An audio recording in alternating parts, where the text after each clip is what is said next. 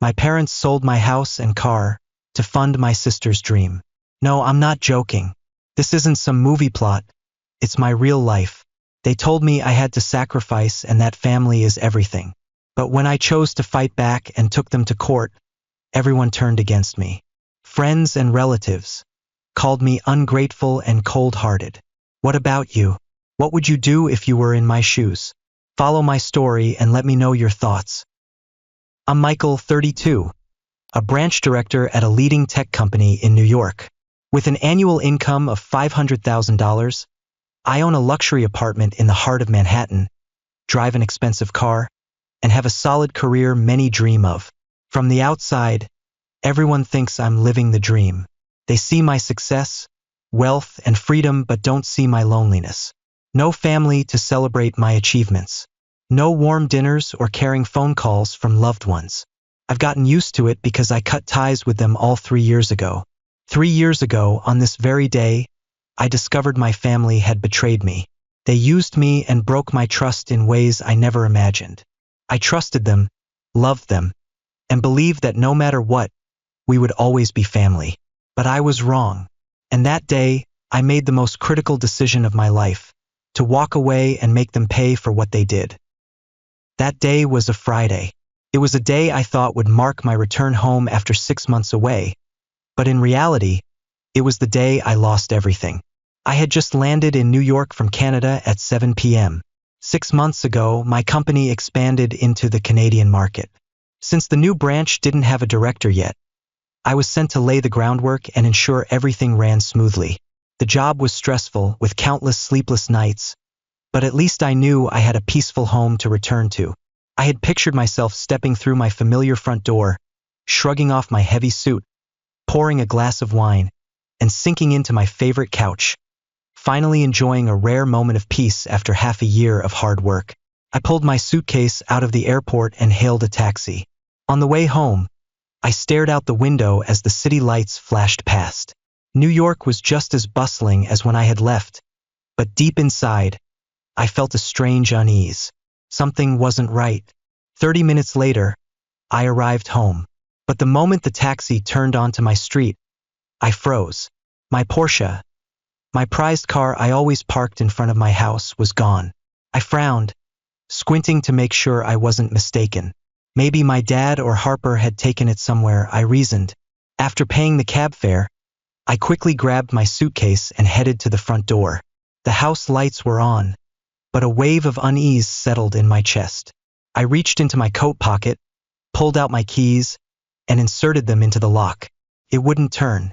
I stopped, looked closer, tried again. Nothing. The lock had been changed.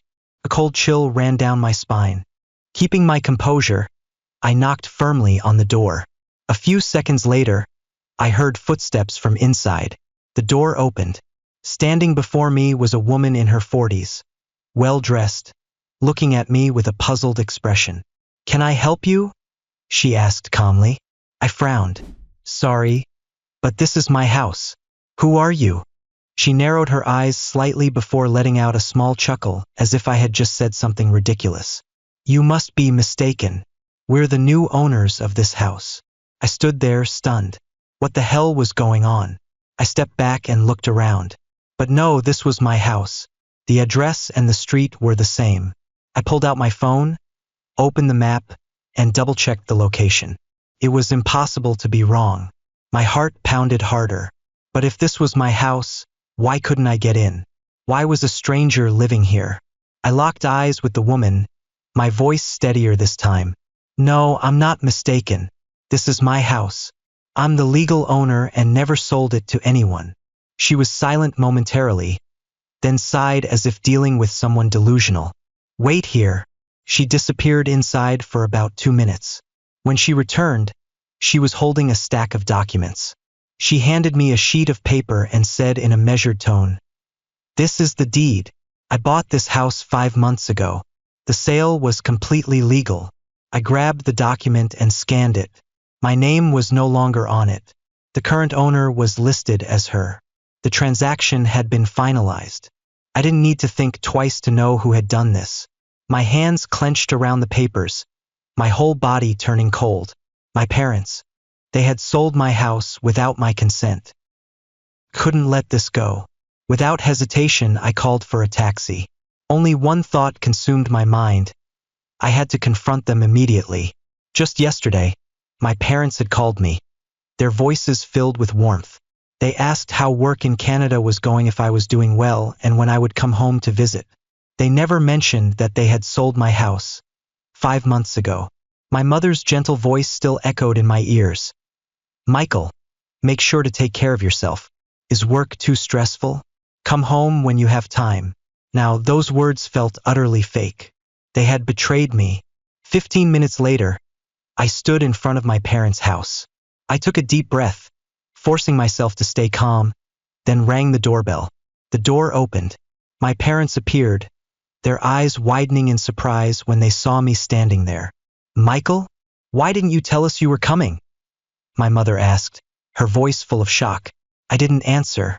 I stormed inside, heading straight for the living room. They quickly shut the door behind me, hurrying after me with bewildered expressions. I spun around, my gaze sharp as a knife, my voice cold and cutting. You sold my house? The air in the room grew heavy in an instant. My parents exchanged glances. They didn't deny it right away. Michael, calm down. My father finally spoke, his voice lowering. It's not what you think. My mother nodded, stepping forward, reaching for my hand as if to soothe me. That's right, son. We just borrowed it temporarily. Just a few more months, and we'll return it to you. I stepped back, avoiding her touch. Borrowed? What the hell are you talking about? How could you sell my house without saying a word to me? My father sighed, looking away. My mother stammered, struggling to find the right words. I stared at them, my voice colder than ever. Why? No immediate answer. I could see the flicker of guilt and unease in their eyes.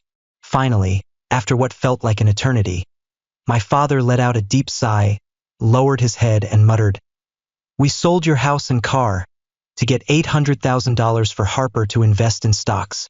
Silence. The entire room felt like it had frozen in place. I stood there, completely stunned. I roared in anger. Harper. Again. It's always her. Why? Why is it that my whole life, everything I have, gets taken away for her? My voice thundered through the room, shattering the fake silence they were trying to maintain. I had seen this pattern before. Once again, my things in life were being sacrificed for their golden child. My father winced, raising a hand as if to calm me down. Michael, you need to relax. Harper is your sister. She's smart. She has potential. As her older brother, investing in her is the right thing to do. This time, she'll make a profit. I let out a bitter laugh. How many times now? How many times have I already invested in her? My earnings, my savings, how many times have you borrowed them to help Harper get rich? And where's the result?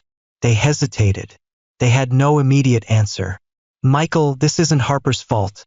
My mother rushed to defend her, as always. She didn't want this either. She was just unlucky. Unlucky.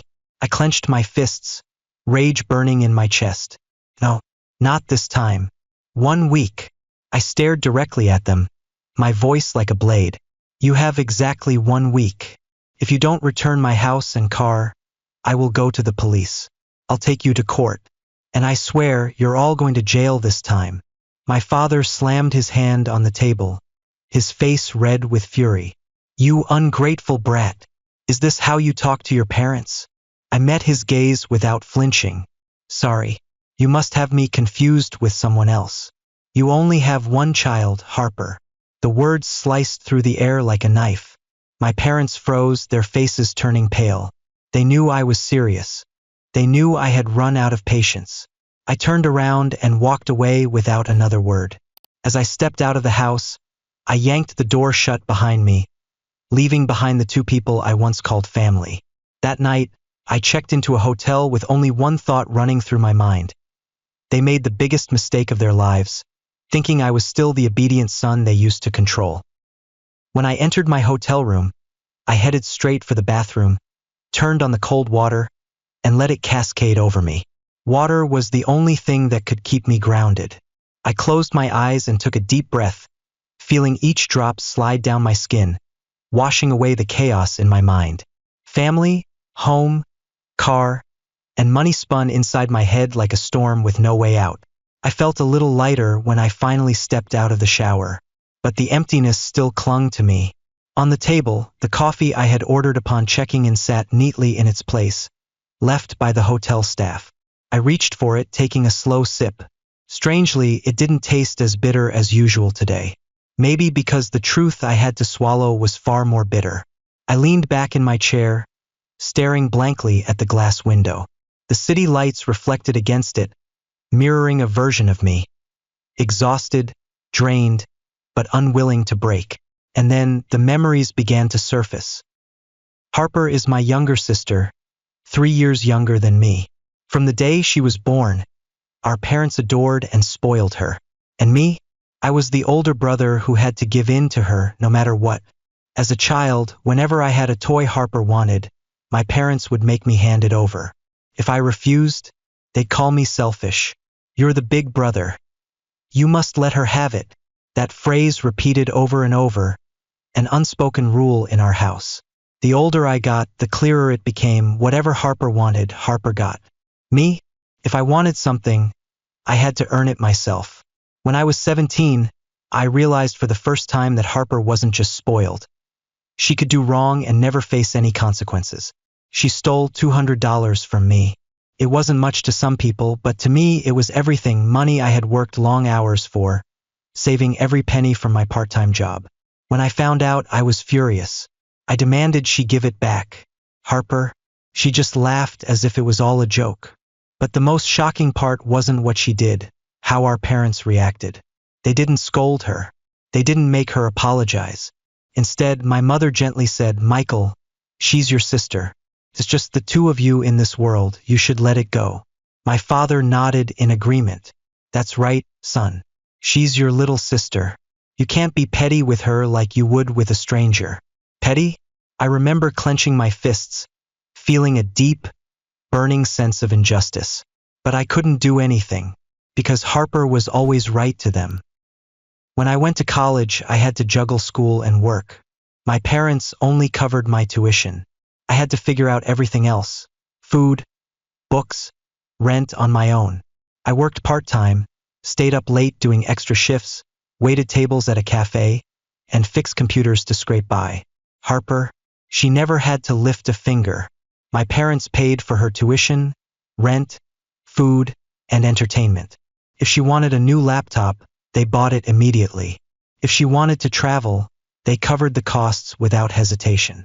Whenever I asked why the difference, their answer was always the same: "You're the older brother. You need to be independent. Harper is a girl. She needs to be taken care of." But what disgusted me the most was how they worshipped her as some genius, when I knew precisely how clueless she was. If she got a bad grade, Harper was sick, that's why. If she solved a first-grade math problem while being in third grade, Harper is a prodigy. If she failed a project, she was just unlucky. Harper is brilliant. They spoiled her so much that she became delusional. She truly believed she was more intelligent than everyone else. She thought the world revolved around her. And now, my parents had just sold my house and car, handing her $800,000 to invest in stocks. A girl who couldn't even tell the difference between revenue and profit. And this wasn't the first time she had used my money to start a business. I had lost no less than $200,000 funding her so-called genius projects. The first time was right after she graduated from college. She excitedly announced that she wanted to open a unique cafe with a unique business model that would surpass Starbucks. I invested $50,000 in her.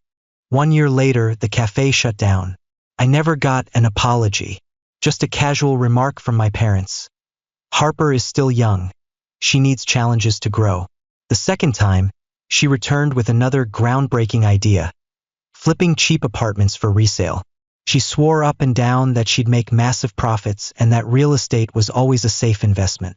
I gave her another $100,000. 2 years later, the project failed. When I asked where my money went, she shrugged. It's an investment, bro. Sometimes you win, sometimes you lose. The third time, she wanted to open a fashion store. She claimed she had an eye for style and could turn her brand into the next big thing. I wanted no part of it. But my parents pressured me. My mother cried. My father interrogated me. Do you have any idea how hard she's been working? Your siblings. Why are you stingy over just $60,000? If you don't help her, you don't deserve to be her brother. In the end, I lost another $60,000. Every single time, the money was borrowed from me. If I refused, my parents would do whatever it took to break me down. They'd call me selfish, accuse me of not loving my sister, and say I only cared about myself. And if all else failed, my mother would resort to her ultimate weapon, threatening her own life. If you don't help Harper, I have no reason to live. Through it all, Harper never once thanked me. Not once has she repaid even a single cent. A knock at the door pulled me back to reality. I set my coffee down, took a deep breath to steady myself, and then got up to open the door. David, my lawyer and one of my closest friends, stood in the hallway. I called him while still in the taxi, knowing I needed someone to help me unravel this mess. David stepped inside, shrugged off his coat, and sat down. His eyes held a mix of curiosity and concern. "You all right?" he asked, though he probably already knew the answer. I leaned back, closed my eyes briefly, and told him everything.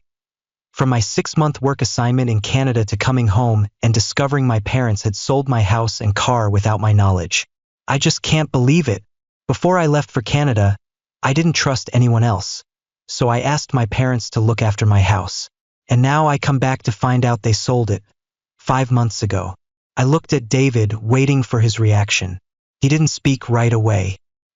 He studied me with the sharp gaze of a lawyer, then leaned back in his chair, crossing his arms in thought. "If they sold your house, this isn't as simple as it looks," he said. I frowned. "What do you mean?" David tapped his fingers lightly against the chair, speaking slowly. "There could be fraud involved. No one can legally sell a property under someone else's name without their consent. Unless..." I gritted my teeth, an uneasy feeling growing in my chest. "Unless what?" David sighed. "Unless they forged documents." A cold chill ran down my spine.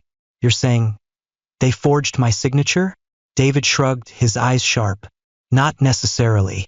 There are plenty of legal loopholes that the average person would miss. They could have faked a power of attorney document, making it look like you authorized them to sell the house and car. Or it could have been a gift deed, something with your signature on it." I froze. "A gift deed?" David nodded. "Yeah. If you signed anything in the past 6 months without reading it carefully, they could have swapped documents without you realizing it." I narrowed my eyes, trying to recall. 6 months ago, had I signed anything without paying attention? David suddenly chuckled, his voice laced with sarcasm. "Or maybe you were drunk and signed something without knowing? You'd be surprised how often that happens." I scowled, not finding the joke funny in the slightest. But deep down, I knew David had a point. If my parents had forged documents or manipulated my signature, I wasn't going to let this slide.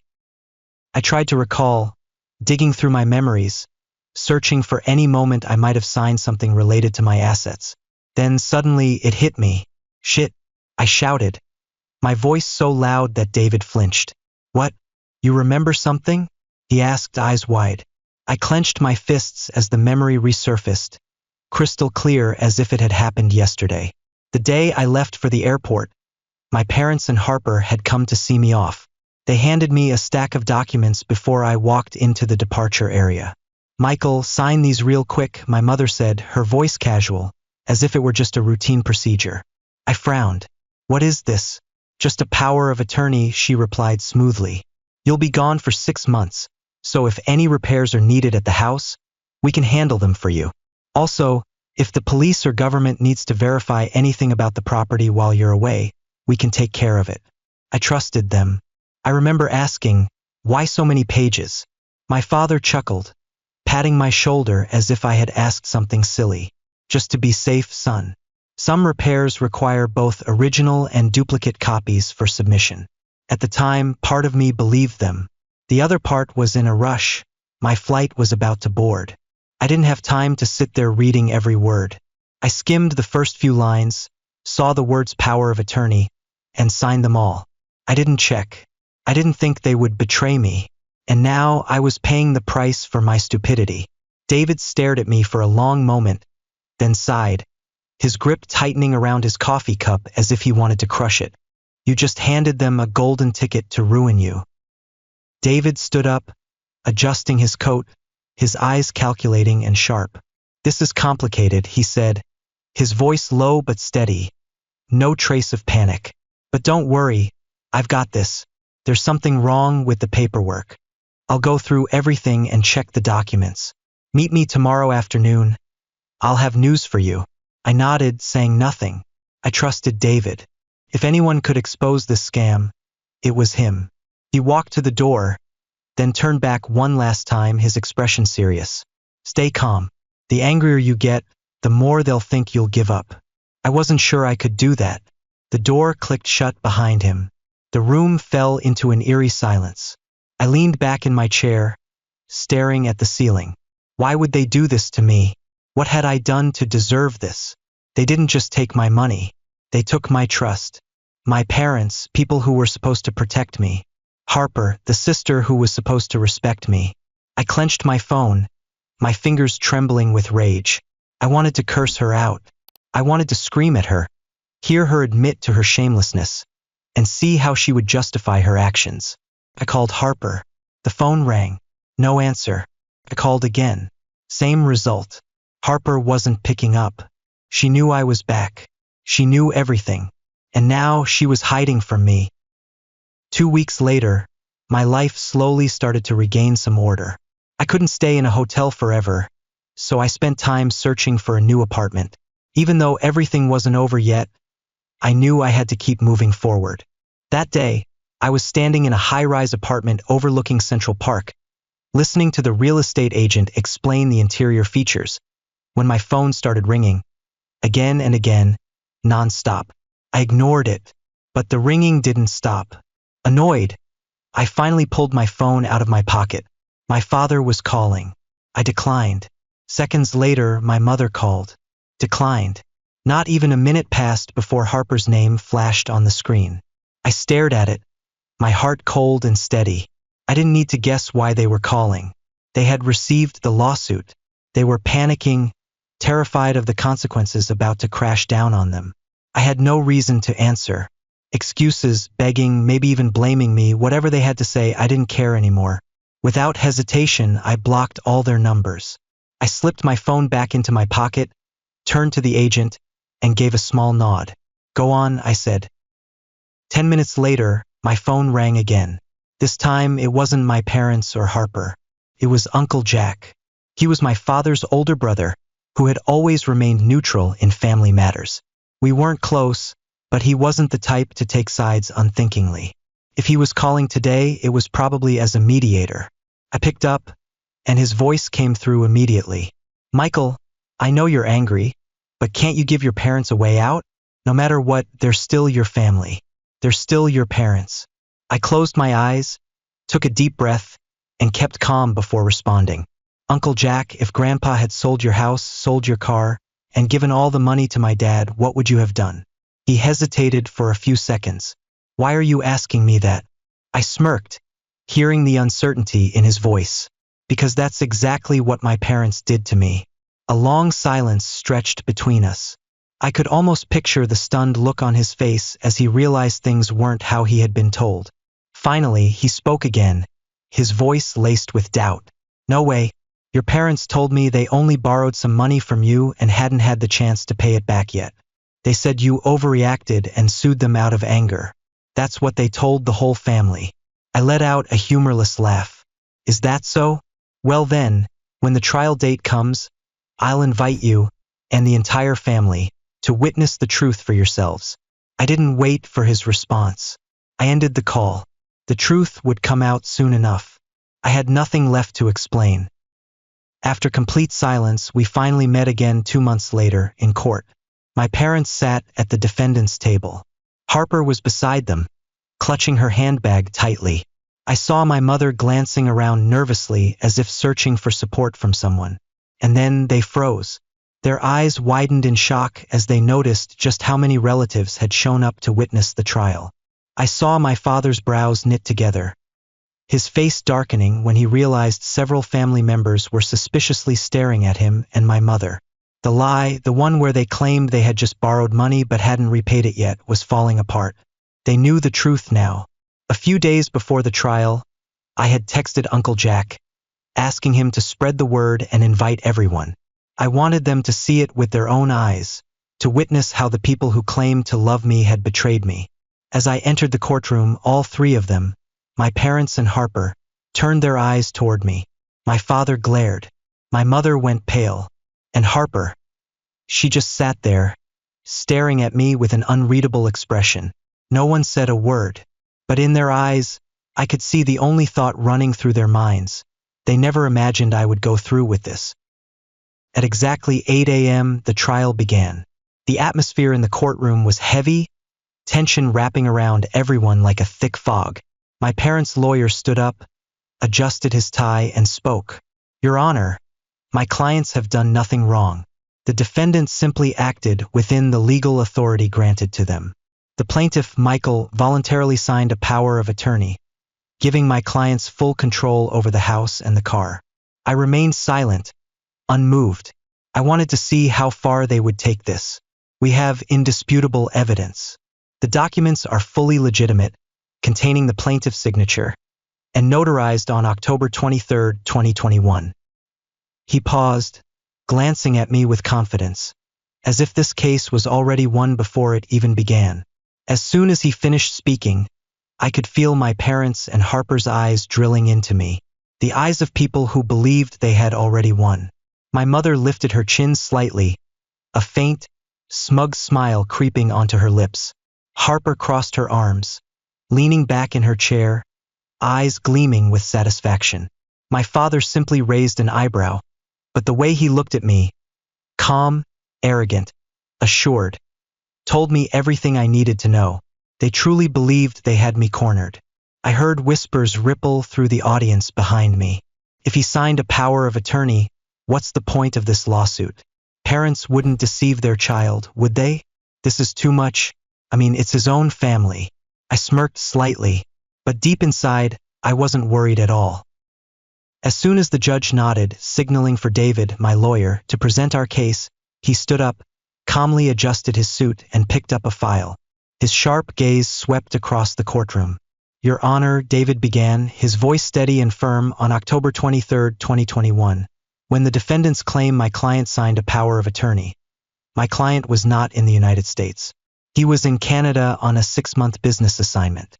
He paused, letting the weight of his words settle over the room. "Therefore, the notarized power of attorney is invalid.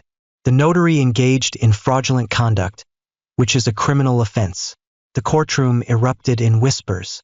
I saw the confidence drain from my parents' faces. My mother turned to Harper as if silently demanding an explanation. My father frowned, trying to keep his composure. Harper's face turned pale. She clutched her purse tightly, panic creeping into her eyes. And then the courtroom doors swung open. 2 police officers entered, escorting a man in a gray suit, his hands cuffed behind his back. The notary. For a brief moment, time seemed to freeze. David continued, unfazed. "Your Honor, authorities launched an investigation after my client filed his lawsuit.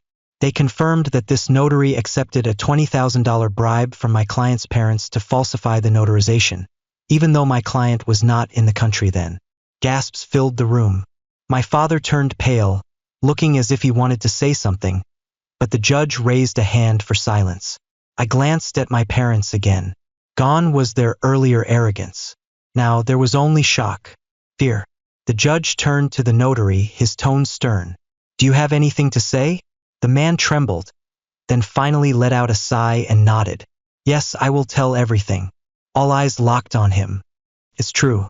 I accepted $20,000 from the plaintiff's parents to notarize the documents while he was out of the country.